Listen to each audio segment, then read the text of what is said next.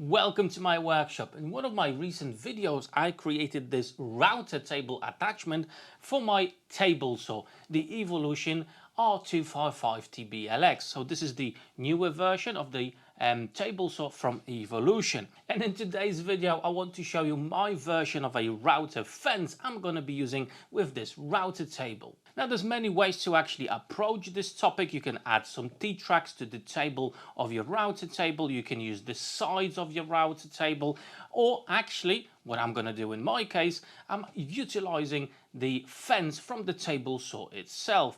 It will be easy to attach to it and take off when it's not needed. The material I'm going to be using for this build is 18mm MDF. I've actually run out of plywood, so that's what I'm going to be using. If you've got plywood, you could use that. You can even use a laminated chipboard. It needs to be something stable, that is flat and true, and it will remain so. The first two pieces will be the base at 540mm by 50mm, and then the front, but this time at 81mm. Obviously, double check the measurements of your setup.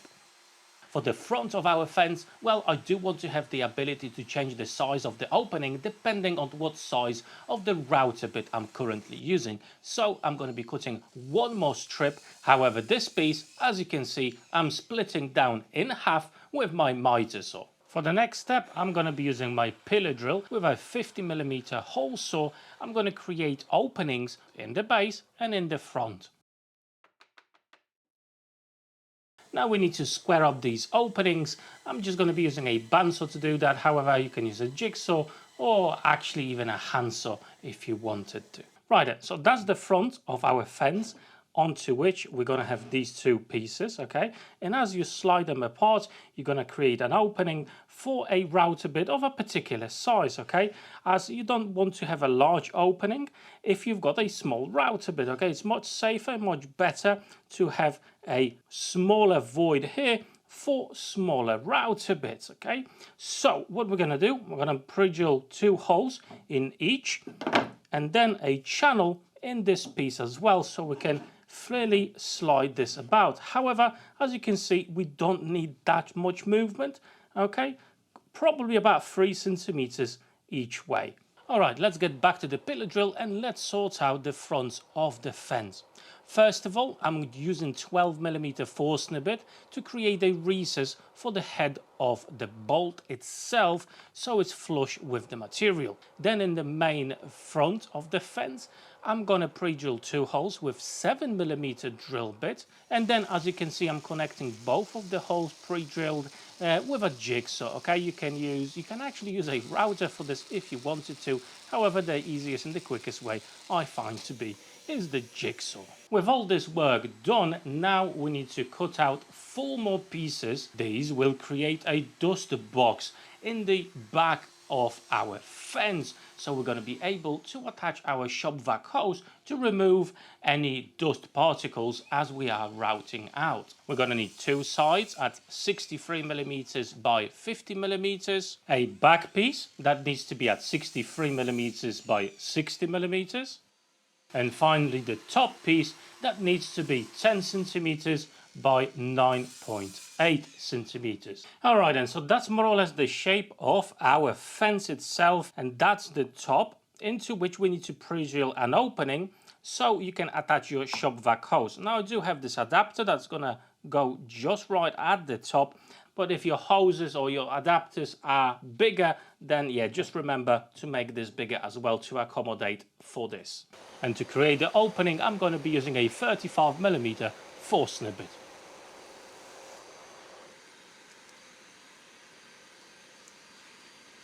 And finally, I'm going to be pre-drilling in the top 2 openings for M6 bolts that we're going to utilize on the T-track part of our table saw fence to actually attach our fence.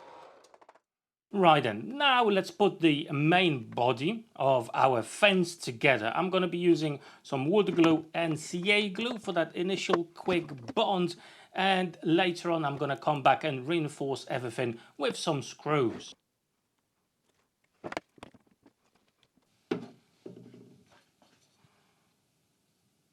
in the front of our fence, I need to add a small chamfer right at the front bottom. That will help in preventing any dust buildup right in the corner between the router table and the fence itself.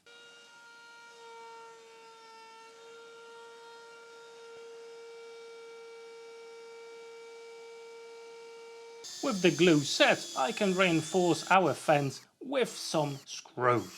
There's one more thing I want to do with the front fence, okay? So we've added the chamfer over here. However, on this edge, where the router is going to sit in between, I don't want to add the chamfer, but I want to add a nice roundover.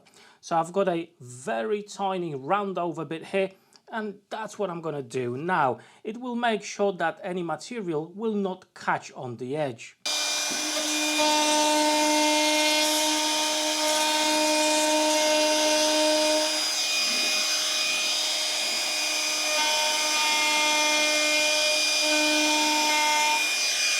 And you can smooth that out a little bit with some sandpaper as well.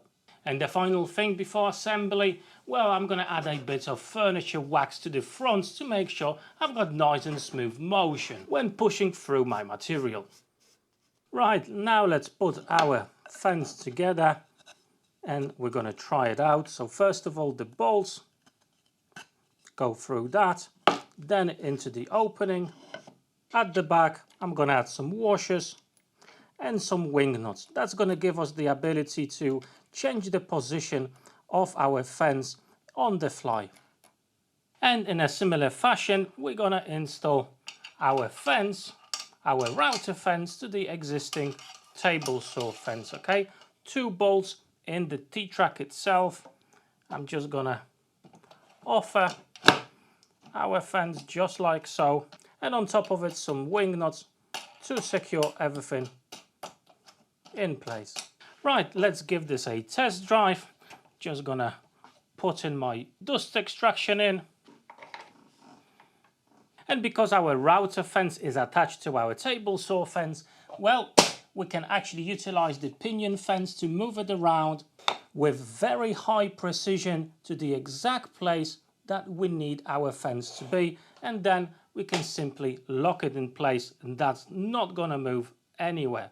I do have a small bit there, so I'm just gonna change our fence to accommodate the distance a little bit better. And that's it, simple as that. Let's give it a test cut.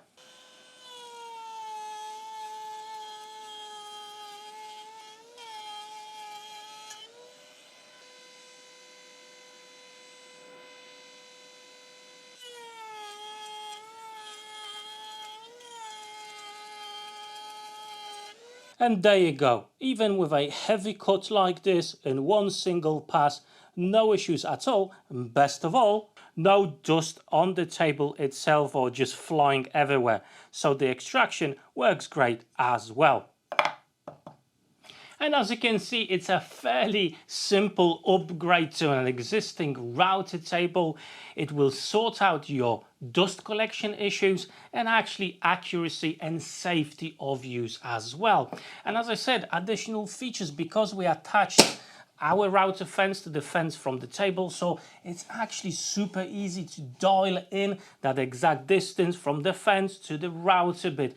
And you can actually use the scale that's already on the table saw itself. And for example, if the router table is in the way, you don't need it. Only 2 wing nuts to secure everything in place. You can take it off in a matter of seconds. So as you can see, it's a very simple solution, but hey, it works really, really well. So if you made the first step of creating the router table attachment for your Evolution table saw, I'm hoping that this little video and this very interesting fence will come in handy as well. Now remember, if you're still before purchasing your Evolution table saw, or maybe a blade from Evolution, or actually any other tool from the Evolution brand, well, I do have a discount code for you. You can get 10% off your shopping on the Evolution website. I've got the code and the details in the description of this video. And at this point, I just wanted to say a massive thank you to my Patreons for the ongoing support. And before you go, check out these 2 cool playlists. plenty of great videos already there. So check them out and maybe you'll find your next video to watch. However, for today, that's all. Thank you so much for watching. Take care.